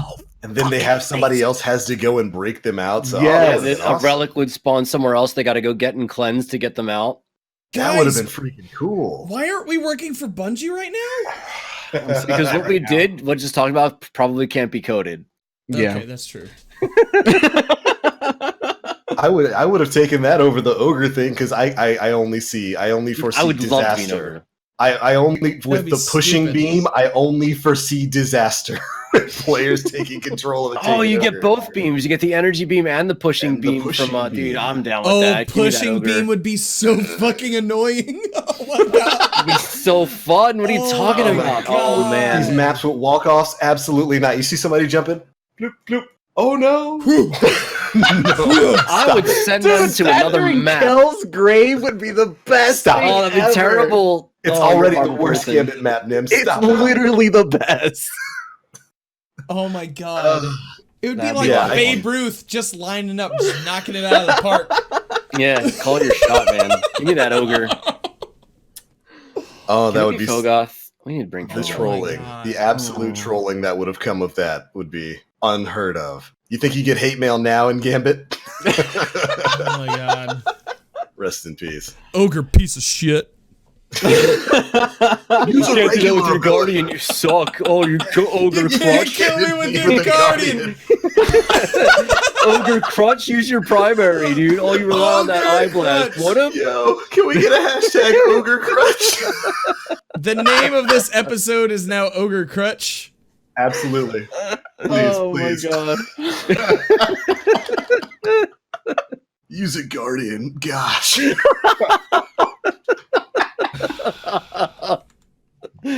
Oh yeah. The world that could have been. Oh, dude. This was the world that could have been. Oh, I'm so sad. It was cool though. That was I wish I had the link on hand. I would leave it for the people in chat so they could go watch that because they detail a lot of what things, Gambit dude. could have been. A lot of things. One of the cool things that that Peter mentioned is when they were developing the concept of the Motes of Dark, they went through several different designs.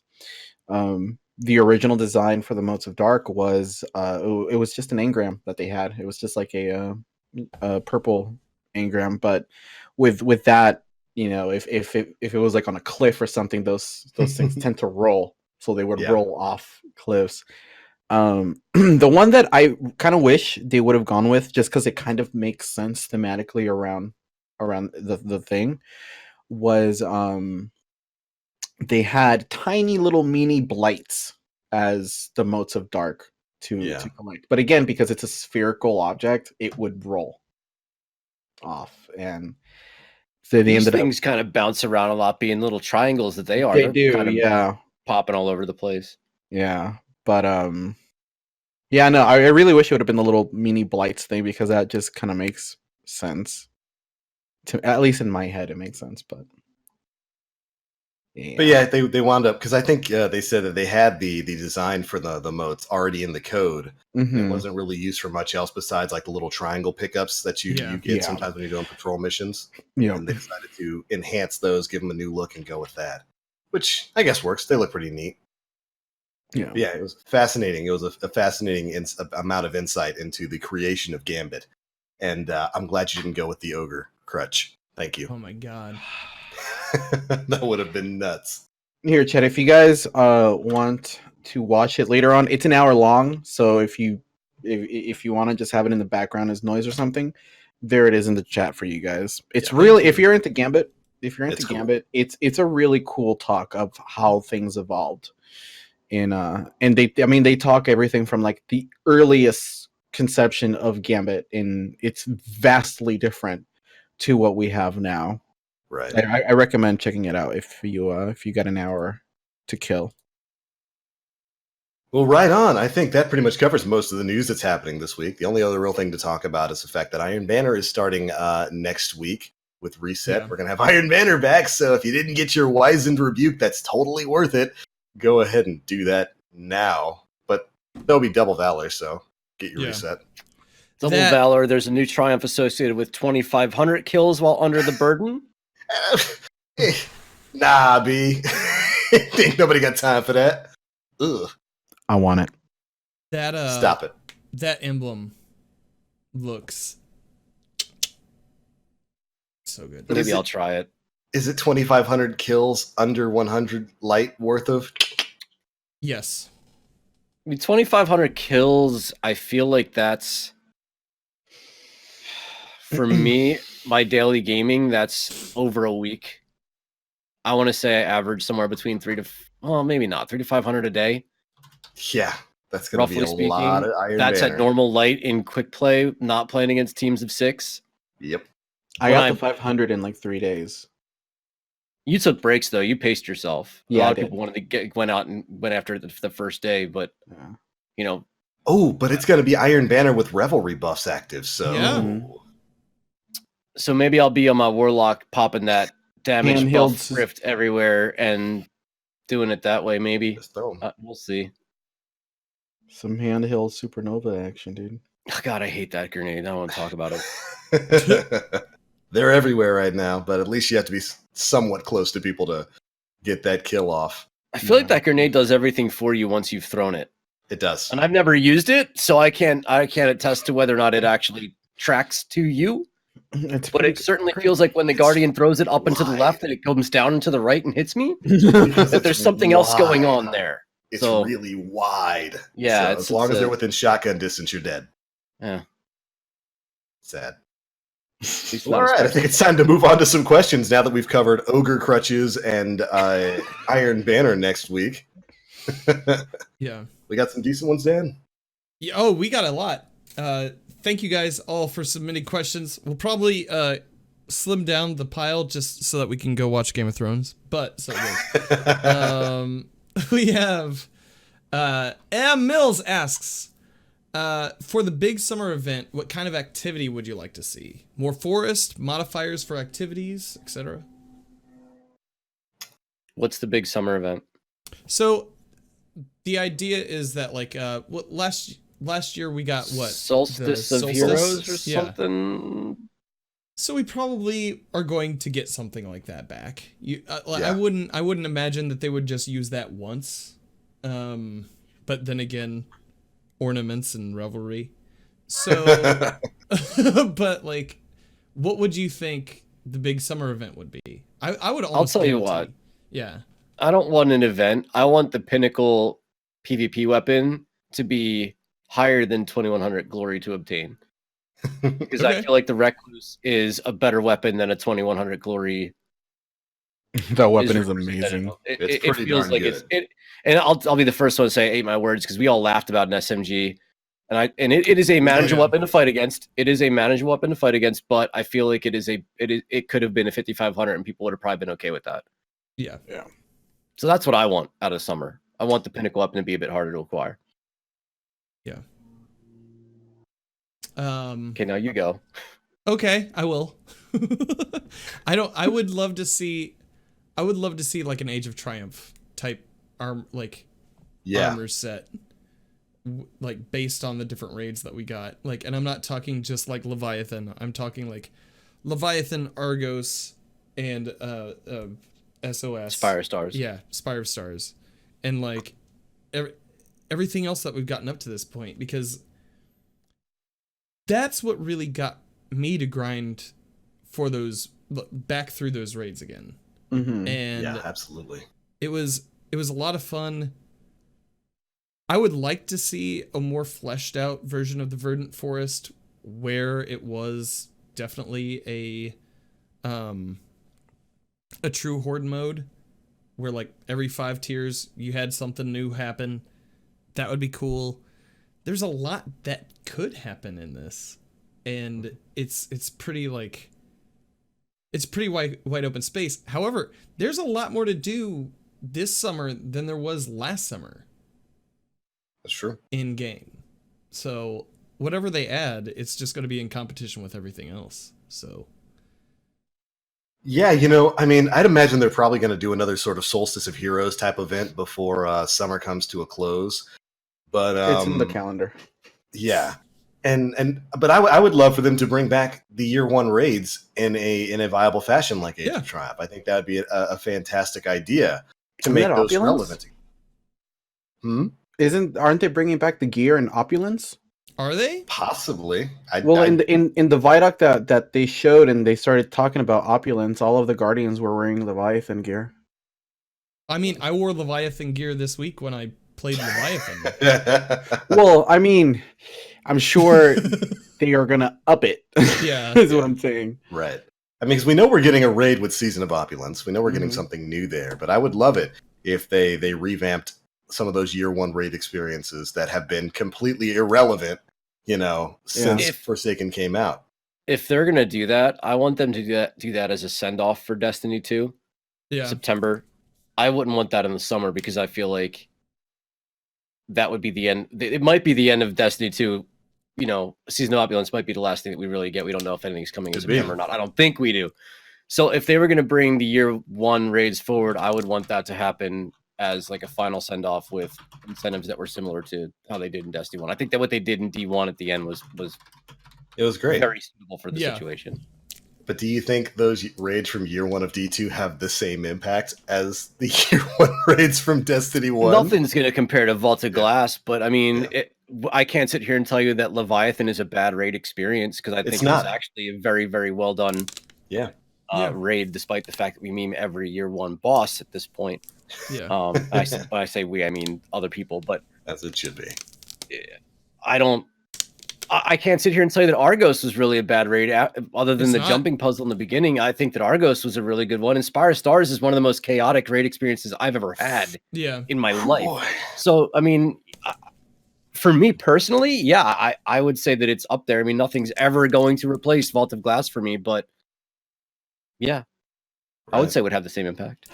I can dig that. And, you know, I'm always happy for them to revamp some of that older content and bring back some of that experience, because I don't think it should become completely irrelevant once the new content comes out. I don't feel like that should be the case. And part of me bridges this to a completely separate conversation of some of the armor sets we had in year one that were really cool. Nim, you made a fantastic Twitter post this week that stirred a lot of conversation and was something I 100% agreed with. And yes, I am going to get on my soapbox and use this moment to bring it up. Why is that year one trials of the 9 gear not in the Reckoning? Yeah. Why? What? Yeah, I was about to post that. You know what? I'm gonna post it anyway. Whatever. We're gonna double post it next week.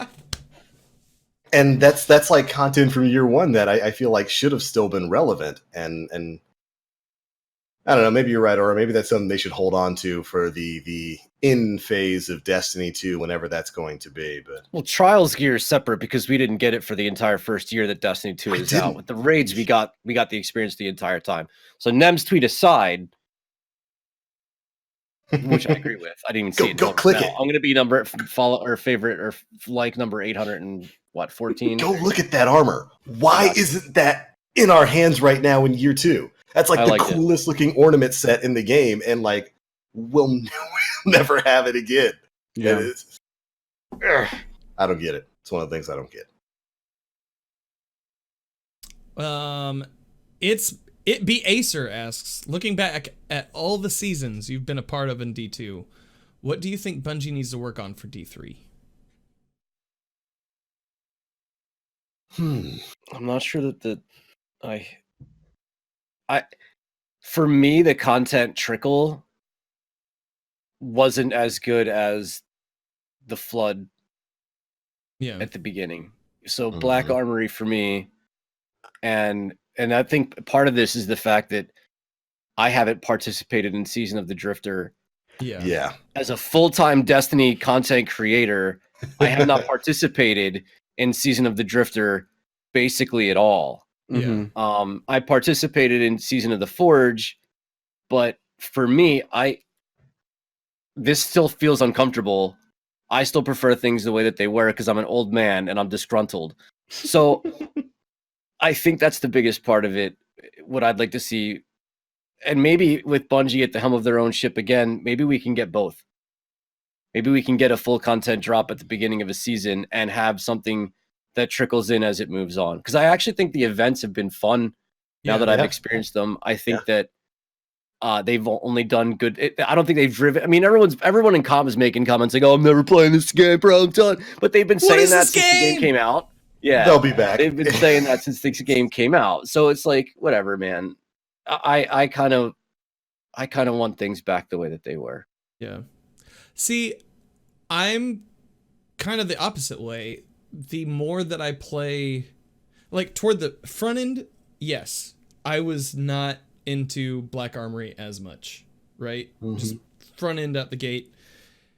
But now that we're sitting in Season of the Drifter, and we have that compounded even more, I'm finding it almost, it's a like overwhelming. Yeah. It's a lot of where stuff. There's too much to do. There's too many avenues to explore. And like trying to decide what to do each day. I mean, like back in D1, I could sit there and be like, guys, we're going to do raid helps today. But like now it's like, well, we could do raid helps today, or we could go for the Arbalest, or we could go grind out Berguzia, or we could do this. Like part of that problem is when you have a player base that is finite. Yeah. and you're separating them across this plethora of things to do, there are actually less people in all of them, right? Yeah. So there's less people playing Crucible, so where I'm playing the same people every day. Yeah. There's less people running Yeah. the Brigusia or a forge to the point where you might not matchmake anybody See, for one of these forges. I must be There's a super chance you lucky won't. then, because like the past I've couple had of people join late times- where it was 2 of us, 3 of us, or 2 of us to start. I have had that this past week because I did jump into the Izanami Forge. I jumped into that. Oh, and- nobody does that. Exactly. I had two people join me after I had already thrown like all the balls up there, so they were just like chucking the balls into the hole. It's pretty great. Anyways, if anybody wants to clip that motion, go ahead. But it was I don't know. It's almost like a glut, and looking nostalgia wise, looking back on it, I'm having fun with the content from last season. I'm having fun with the content from this season, and it's made me more excited for Opulence in this weird way. Like I don't know why, but I'm looking forward to having that anxiety raised, if that makes sense. So I don't know. No, I definitely get it. And in a game like this, in MMO Light, I definitely think it's better to have too much content than too little. Yeah, on PC, you do have population issues because there's so many different things to do. We kind of experienced that a little bit with Destiny 1 and Crucible, particularly when we had like 12 different playlists. And towards the end of the game's lifespan, it was just the same groups of people in separate playlists. But Yeah. when it comes to, I look at it like this. When it comes to Tuesday Reset, when I log into Destiny at the start of that week, what do I have to do?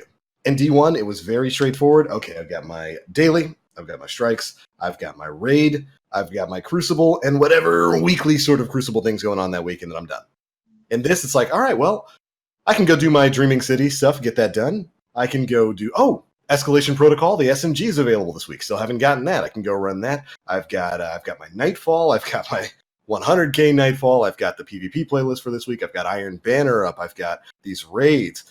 I think that's a better problem to have than having people log in, play for one day, and say, okay, there's nothing else for me to do this week. Yeah.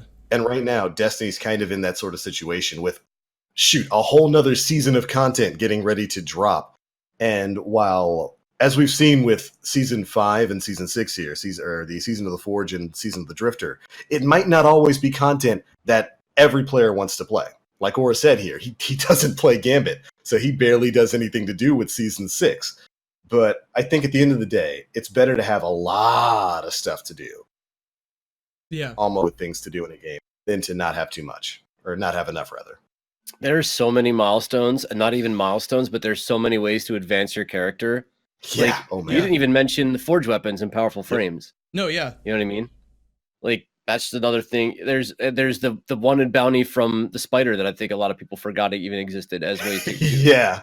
Like there's a million different things. And what I used to do before I became this PvP sweat lord was I would go look at all the things in my collections that I was missing. And that was my motivation for stuff. Because there's no reason to push to 700 if I'm not doing reckoning at all. There's no reason for me to engage in any kind of leveling for my character. So my big motivating factor was a lot of the things that I was missing. But a lot of the things I'm missing are cosmetics like ships and emblems. Yeah. And ships have become such a like non-important thing. Yeah. There's so many in Destiny 2 that like my desire to go after those is even pretty low compared to what I go back to this a lot, but the faction ships in D1 had such a low drop rate that getting one felt like this amazing accomplishment. Almost feels like the Shattered Throne ship, to be honest with you, prior to patch. Absolutely. But so I don't know, a lot of it for me. And you're right, Dan. I can't even say that. Like I can't even come back at your argument. I think both of you guys make valid points. Truthfully, I want more at the beginning of the season. I think is probably the best way of saying it. I want a little bit more than we've been getting at the beginning of the season because I feel like the beginning of the season's been a little bit light, both Black Armory wise and Season of the Drifter. They have definitely been trickling content at the start of the seasons, 100%. But if they opened the season with like one big event and then started the trickle a little bit more, what do you guys think of that? What would you guys think of that? Would that work for you? I think that's the way. I feel like to me that's the way to do it. Yeah. Like do And like a maybe revelry they and thought- then Right, like maybe they thought that the first forge we opened was that, where we go in there and we just got our ass kicked. But I don't know. We'll see. Yeah. yeah. So Jebby 13 has a question. What is an exotic you would want to see new or change one, and what perks would it have? So Sweet business to the power slot. It's a Apache helicopter Gatling gun. I dig it. done. I'm trying to think of an exotic right now that's really underperforming, and I don't know. I don't know what I would pick. I can tell There's you a lot. all of the Sunshot. Ooh, Sunshot does need. all of the exotic armor pieces that relied on the other classes doing something. Ooh, Aeon cult nonsense. Yeah. Aeon cult stuff, yeah. Make that do some weird shit. Yeah. Make it go away. Honestly. The exotic perk is that it just disappears from your vault. Make it turn into like 50 enhancement cores upon Ooh. deletion. Oh, There's your exotic perk. How for it's- it. there's The your perk farm, of guys. exotic. The perk Is you for it dis- is when you delete it, it's discard it. 50. Oh Lord. Yeah, the Aeon cult stuff definitely needs work because those abilities are. It wouldn't even matter. It kind of reminds me of the Guerrilla Fighter issue from Destiny Yeah. 1, where the ability itself is actually really powerful, but the gameplay isn't conducive to using it. Nobody's going to do that. Right. Nobody's gonna put on the Aeon cult nonsense over like their Orpheus rigs. Yeah. No one's gonna do that. I saw somebody. This was a picture that Astacross had gotten from his comment section that said, because you know how the masterwork for the hard light just gives it more stability. It would have been cool if like hard light's masterwork gave it disruption break. Like, why doesn't it have disruption break Yeah. is probably the better question for it. And also, I mean, get rid someone of in the chat screen just said shake. make it fire all three elements at the same time. Honestly, A rainbow What the hell gun. Or not? alternating. Alternating would be cool. Yeah, per projectile. Auto-alternating? Yeah. I could see that. I mean, So, why, like- why not? Void arc solar, void arc solar, void arc solar. Like, That'd be neat. I'd love for Hardlight's has Sunshot never to been leave really, sunspots. really been a relevant exotic though. Like its entire existence, which shocks me to the point that it came to Destiny 2, really hasn't been. there was a Like was during an the interesting AR meta, choice. it had like a few weeks of time, right? A very Yeah. brief moment. there was where it a was period okay. of time where it was fun in Argos. Where you could Yeah. just yeah. Bounce shots. Yeah. But yeah. Yeah, I can see that. Yeah. What about you? Nem, did you have one? Sunshot. I'd love for Sunshot to do something more than it currently Make it does. set the world on fire. Because Yeah, it's a Make it beautiful set the entire weapon. world on fire. It's a beautiful weapon. Sunshot's And, one, the Red Death hand cannon, the Crimson. Crimson. You So- know, Go Yeah. ahead. No, go ahead. I don't know where I was going, so go ahead. I thought of a good masterwork for Le Monarch this week. Give it a 10% chance to suppress the initial person hit with it. Ooh. So if they're in super, you get a shot regardless of class of suppressing that guy's super. 1 out of 10 arrows. I feel Too like high? I feel No. like people already are mad at Tractor Cannon for being able to do that. To have a weapon in your special that you always have Yeah. ammo for. Oh, that would be interesting though. Like the only problem I see with that isn't that it would be too strong, it's that it wouldn't be predictable. Yeah. Like you wouldn't be able to predictably use that against I would be against fine with it because the amount of time it takes to draw a super's move, Yeah. let it fly, dude. Because Yeah, your dude. chances of hitting a Spectral or a shoulder charging Titan dodging left to right, anybody who plays their super correctly to close gaps, yeah. probably a pretty low chance in you actually even connecting, let alone that kind of ability procking. That's not a bad idea. Right on. Like I said, I'd rather things be broken and pull them out of the reins than Yeah. pull down the reins than anything Mhm. else. But Sunshots become irrelevant. And it was one of the more It was a good amazing hand weapons, cannon. and yeah, Yeah. you know, And I almost kind of wonder, like Nim was pointing there. I almost kind of wanted to get the Dragon's Breath treatment. Remember how Dragon's Breath got buffed, and they took away the solar nade that it dropped, and it just set things on fire. The napalm. The napalm, yeah. Have I don't know, maybe enemies killed by Sunshot drop those, something like that, because it already kind of has a Firefly effect. Yeah, it does. Add that AOE to the Firefly effect. That'd be great. That'd be great. And maybe give it more ammo because it needs more ammo. I think it gets 8 shots or something like that. 8, yeah. For a weapon that fires that quickly. Give it 14 shots. Do it. There we go.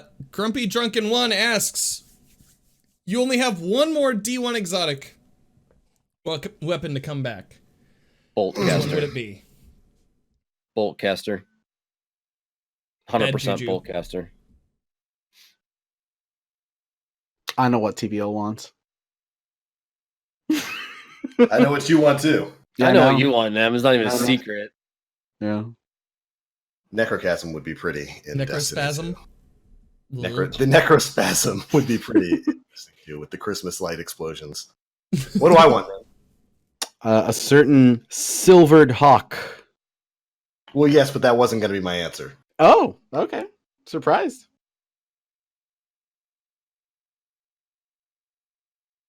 Give me my pocket infinity back.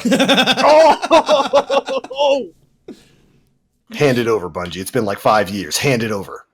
Yeah, dude. That's a good pick from a fusion rifle. As a fusion rifle aficionado, I can say that was a fun weapon. Nothing made self-res warlocks more mad than getting put down by that or Holding the Fourth trigger. Horseman wasn't bad either. Fourth Horseman was good. Time. Yeah. Oh man, I'm still a little bummed we never got Fourth Horseman in its original form. You guys know what that gun was supposed to do at first, right? No. It was supposed to fire all 4 barrels at once. So it was like 4 shotgun shots in one. And they decided before release, no, we're just going to make it a rapid fire shotty. Yep. And thus that class was born. Yeah, that's true. But yeah, Pocket Infinity. That was a gun that was broken in more ways than 6 in year 1 of Destiny 1. Never got it back. Yeah, including broken in the code, apparently, because I think that was one of the reasons they said they didn't bring it back, because it was just, there were glitches with it that they just could not fix. They couldn't fix it, yep. Yeah, they just couldn't. That gun was just ridiculous. Go back and watch. Go watch montages of the original Pocket Infinity. It was nuts. Absolutely nuts. I still want the Boltcaster.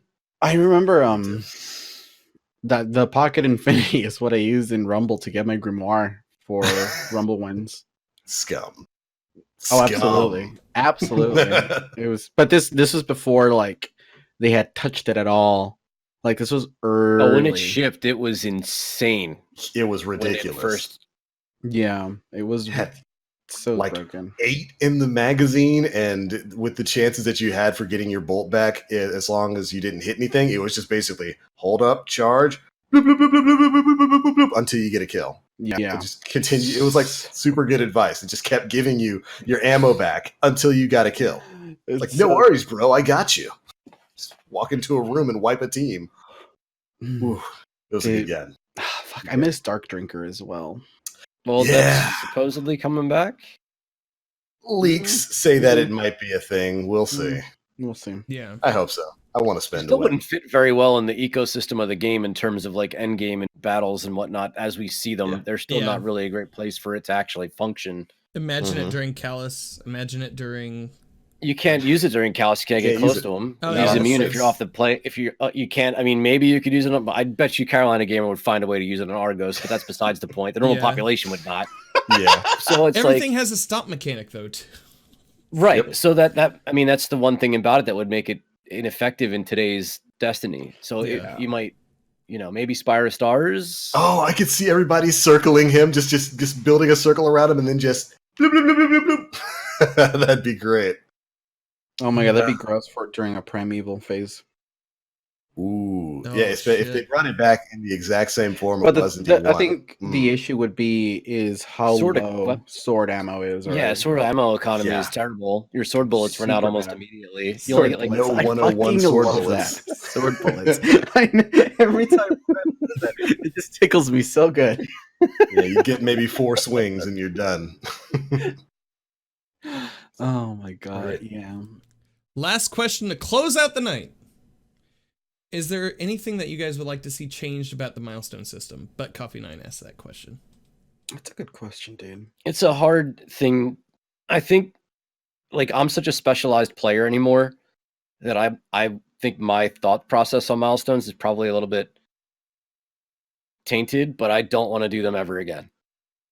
Like, I don't want to do a milestone ever again. I've ranked up my character to 700 just by playing and getting prime engrams, or it by some chance being the daily or my 5 weekly games of Crucible or whatnot. But like we haven't gotten a new strike since Forsaken. Yep. We haven't gotten new Crucible maps. Yep. There's so many things that I feel like need changed prior to thinking about milestones, and there's Yeah. already so many that it's pretty low on my The problem with changing the milestone system is that you would have to change the way leveling works in the game. Because you would have to make like raids like the only place where you can get to max level. stuff. But yeah, wasn't raids. that D1? Right. was What was D1, raids? It was and- not. It was Nightfall. it was Nightfalls Trials and with raids Cyrus, in year one. Trials and Iron Banner. Yeah, and honestly, I'm not gonna lie, that was my favorite time in terms of leveling up in Destiny. It was my highest motivational factor time. 100%. Yeah, that's when I wanted to get into raids every single reset day 100%. and try and get those damn gauntlets to not be forever 29. Exactly. Like that was for me as a player, that was like the best way, the like Destiny was in terms of leveling up and getting stuff, like running the Nightfalls for your chance at your exotics, and then running the raids to properly level up to get to endgame, and having a more chance of exotics and stuff like that. But I guess that ultimately, trivializes being max power. Yeah. I don't know. You don't have many benefits for that now. Yeah, exactly. Like you get hurt less during a raid now. Like that would really only be it. But that's it gave me the incentive to run a Nightfall. It gave me the incentive to go after, the vault chest after during the harpy. So I don't know. There's something to be said about being able to exist in the playlist that you thrive in and be rewarded for it. And I think the milestone system lends itself to that. If a player really can't stand Crucible and they end up matching me on my 4 stack of god tier players, I'd rather them not have a negative experience within the game and stay playing the game the way that they see fit. If there's Gambit sweatlords out there that just love leveling up through playing Gambit, absolutely. I just want the and this is like we're so happy. I just want the community to exist in the environment that they thrive in the most, wherever that may be, and be rewarded for it. And I think that might have been Bungie's entire idea behind the milestone system and the change that they made between Destiny 1 and Destiny 2. I think they really wanted to give people that option to say, okay, you don't like trials. Okay, you don't have a dedicated raid group. Okay, you're not going to run your Nightfalls. All right, here's what we'll do. We'll make it so that there's plenty of other activities that you can get solo, just done by yourself. Yeah. Whether it be flashpoints, I think that's where that idea came from. Stuff that you can complete like Escalation Protocol, Blind Well, and all that kind of stuff for the people who are out there like that. And I think for the next game, I wouldn't be surprised if they moved back towards having a more focused in-game, like what they had in Destiny 1, where like you can only get the max power stuff from the raid. You can only get the max power stuff from in-game PvP, like trials and events and an Iron Banner and stuff like that. But I would hope that they would leave at least the grind up to around in-game open to everybody. Do you think the way the milestone and the leveling up system now trivializes the worth of rating? Yes, 100%. Yes, without question. There's no way it doesn't. There's if you can get to endgame level without going through true endgame activity, you are 100% cheapening the raid. Yeah. But to go back to it, sometimes it's really difficult to get 6 people together to go do it. which It is why the is. Shattered Throne was such a good idea. Yeah. You know, I think dungeons would be very well suited a Oh, 3-player absolutely. environment because it's way easier to get two other people together to go do something than it is to get 6. Yeah. So yes, but asterisk, you know. Yeah, absolutely. I mean, yeah, I would if definitely say so. if they can totally capitalize on making endgame activities like the Shattered Throne for smaller groups of people, and then still keep the larger than life raids, you know, Mhm. out there for to do. Because I mean, ultimately, again, unless you're, I feel like right now the raids are really there for achievement hunting, for all the Basically. cassettes, for the titles, just collecting. That's what the raid is for right now, and I feel like it's kind of lost the definition of endgame in Destiny 2 than how they were in Destiny 1. Right. Which is a bummer because again this game is kind of like an MMO light, and MMOs thrive on endgame, Mhm. and this doesn't really have it. Yeah, and you know, it all comes down to that allure of that end game. You Mhm. have to have a reason to step foot into that raid. You have to have a reason to step foot into trials. Yeah. And when it comes to what's coming next, they've given so much access to players right now for grinding out the things the way they want to. I think they would be shy. They would shy away from removing all of that access from players. Mhm. But at the same time, they've got to give people an incentive to go into that in-game Absolutely. there needs to be a big incentive there. And for a while, it was the weapons and armor that you could get inside the raid. Mhm. I don't think that necessarily rings true anymore. No, it doesn't. There's not really. Even in terms of if we're looking at weapons and armor from a visual standpoint, they don't stand out as Yeah. they once Not used like to. the King's Fall stuff, dude. Good lord. Not like Vault of Glass. Yeah, not like all of the raid armor in Yeah. Destiny 1 is far superior than the raid armor that we've seen in Destiny 2, but Yeah. Only the weapon. Well, the weapons all in Wrath of the Machine looked pretty specific, right? They did. they see in the thing with the weapons in Wrath of the Machine, they were my least favorite in terms of visuals because they were taken from existing gunsmith models. stuff. Yeah, exactly. They were gunsmith weapons just with painted black with like little Siva tendrils. Yep. But like I mean, the weapons from King's Fall were About entirely as different stand models. out as you possibly can. They were Yeah, high exactly. guns. Exactly. And none of that really stands out in Destiny 2. I think really after I got 1000 voices, I've only raided simply because I've been asked to help, but I don't have a reason to. I haven't touched a forge in forever. Yeah. Since I got Yotun, which is with you, TBL, was the last time I ever touched a forge. I'm never touching one again. I just got you. Never again. Don't need to. I have all the weapons. I have the Yotun. If I need a powerful drop for a weapon to pull my level up, that'd probably be the only reason I go back and do it because it's an easy way to determine what's going to advance my character. Even like Anarchy in Scourge of the Past doesn't really appeal. Like Yeah, I don't have it. I don't want it. Yeah, like I run Scourge I forgot it because existed Pyro. until you mentioned it. Yeah, because right. I run the raid because Pyro asks me if I want to run in it. It's fun hanging out with Pyro in like shackles and stuff like that. But other than that, I don't care if I ever not get Anarchy because it's not a weapon that like stands out there in terms of utility. It's a meme weapon. Mm-hmm.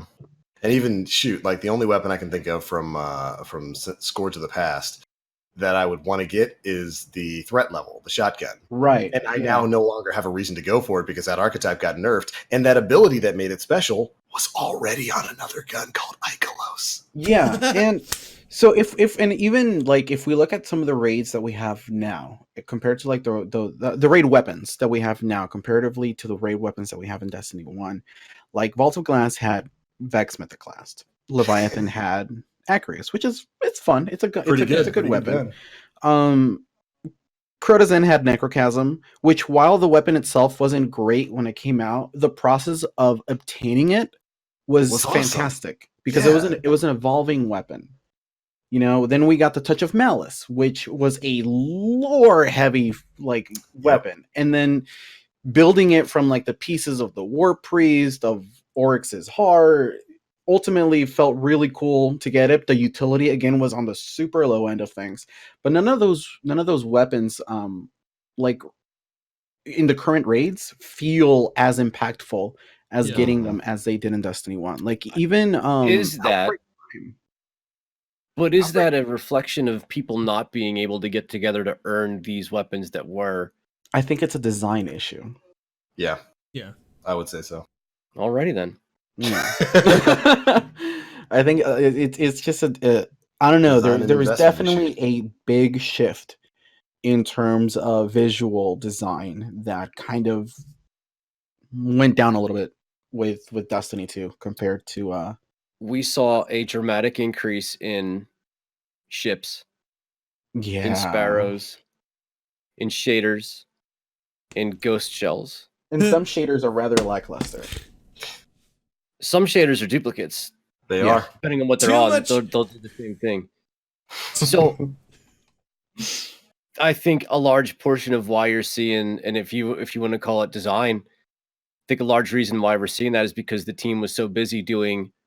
I didn't even talk about ornaments, but like all these other things that are going on in the game where there are, dude, I don't know what ghost shell I have on my characters Mm-hmm. at all. Too much Ghost transportation. projections, Not enough ghost guns. projections, spawn in Yeah. projections when you land in your firework display or a cabal egg hatching or whatever.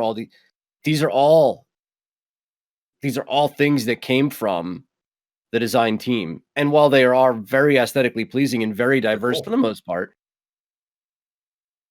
less is more right now in that situation. Yeah. And maybe we can get some of that design from raid specific stuff if we don't have 8 million sparrows. Yeah. Yeah. Focus Do you a little think- less time on that. Yeah. Do you think in D3 we'll see a change to that though? I hope hope so. so.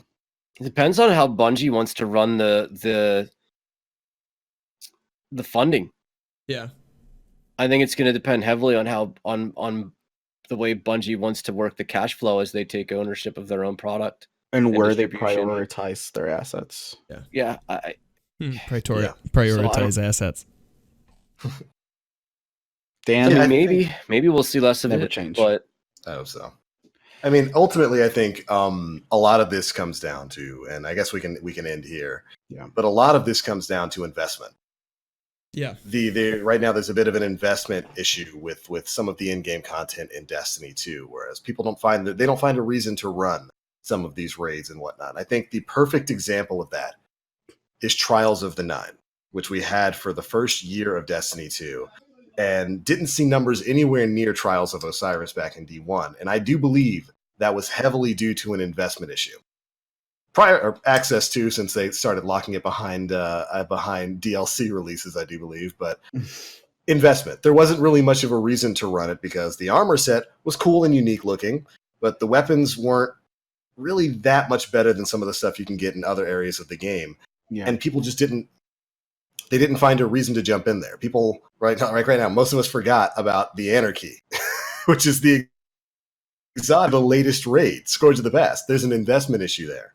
And I would hope that in the future, Bungie focuses more on the reasons for why people are running their content. And that's the loot. Focus on the loot. Because I can think of a striking difference between the loot that we were chasing, even in raids alone, in Destiny 1 versus what we're chasing in Destiny 2. And that's something that I would really hope that they're focusing on for whatever's coming next. Yeah. Investment is a huge part of a looter shooter. It's the loot part of a looter shooter. And without that, you just have a bunch of content that people aren't running. Yep. They don't feel the need to. Yep. Well, all right. I think on that somber note, we can bring this episode to a close. Thanks so much for tuning into episode 196 of the Planet Destiny podcast. This has been a pretty fun one. We covered a lot of topics on this week's episode, boys. Good Yeah, stuff. Yeah. Yeah, that was a good show. And remember, the title of this episode is Ogre Crutch. Such an ogre crutch. Use a guardian. Use a real guardian. Stop crushing on an ogre. Stop pushing me into the lava. I don't like the lava. so ridiculous when you say it, dude. It's great. I love it. It's a beautiful, beautiful thing. And I'm glad it never happened. I don't care what Nim says. Don't at me. Thank you guys so much for tuning in. Before we get out of here, we're going to let you know where you can find us all across the internet and what we've got going up this week. We're going to skip Nim. Aura, where you at? My name is Aura. You can find me twitch.tv/Aura on Twitter, twitter.com/evilaura, 3VIL_AURA. More vooping this week. Are you going to do the Iron Banner thing? Couple of things going on this week. So I'll be using my fusion rifle in the Crucible as I always do. And this weekend, coming up April 26th through the 29th, will be our official 2019 Gaming for Pits charity event where we raise money for Villalobos Rescue Center, the largest pit bull rescue in the United States, maybe even the world. So if you guys are interested in watching that, come by the channel, check out the Twitter, check out the Discord. We'll be talking about it all week. Oh yeah. Right on, right on. Make sure you tune in there. We got the links in the chat. Dan, where you at? Hi. You can find me on twitch.tv/Danfinity. This week we'll be, I don't even know what I'm going to be working on, guys. I think I'm doing some Gaming for Pit stuff. I believe so. I haven't received an email. All right, I'm doing some Gaming for Pit Definitely stuff. got an email, homie. Check your email. Okay, I will check my email. $5,000 and I shaved this thing off on stream. Throwing that out there. Yikes! Throwing that out there. It might be a TOS thing, but yeah, twitch.tv/Danfinity if you want to see me do that. You can find me on Twitter and Instagram, Danfinity, but the I's are L's, so Dan Flannelty. And if anybody has a line on a speed suit, get in contact with me because I am looking for a speed suit. A speed suit? Yeah. If you watch Venture Brothers, you know what I'm talking about. Yeah. Go Team Venture. Love it. Nim, where you at, man? Twitter.com/NemPlays, where you can see most of my Gambit shenanigans and my Mimi invasions. A lot of that. A lot of that, dude. And I'm still waiting for those strongholds to drop to see what I can do with those things. And twitch.tv/NemPlays as well. So have you been buying Zer's Faded Engram for a chance at those? I bought him. I got a cold heart. Ooh. Did not feel great. Rest in peace. You got another week ahead of you. Good luck. Yeah. And of course, my name is The Black Link. You can find me pretty much everywhere on the internet. Twitch, Twitter, YouTube, all at The Black Link. This week, probably the usual Destiny streams. We'll play a little bit of Iron Banner. I might try and go for the Wizened Rebuke. I don't know if I'm going to be able to do that 2,500 kill thing because ain't nobody got time for that. Ain't nobody got time for that. Unless I decide to go on Hunter and just be a skip nade risk runner scumbag. We might have time for that. We might have time for that. So we'll find out. But, that Division 2, the usual stuff will be streaming this week. Keep your eyes on the Planet Destiny YouTube channel. We will have a full review for the Arbalest coming up very soon. I had a bunch of time to play with it this week and gather my thoughts, although we talked about it a little bit earlier in the show. So you got a sneak peek at what I'm going to say. It's meh. But all right, that is it for episode 196 of the Planet Destiny podcast. Thank you, Guardians, so much for tuning in. It's been a ton of fun. Go watch Game of Thrones. We'll catch you next week. Yeah. Bye. Bye, everybody. Bye.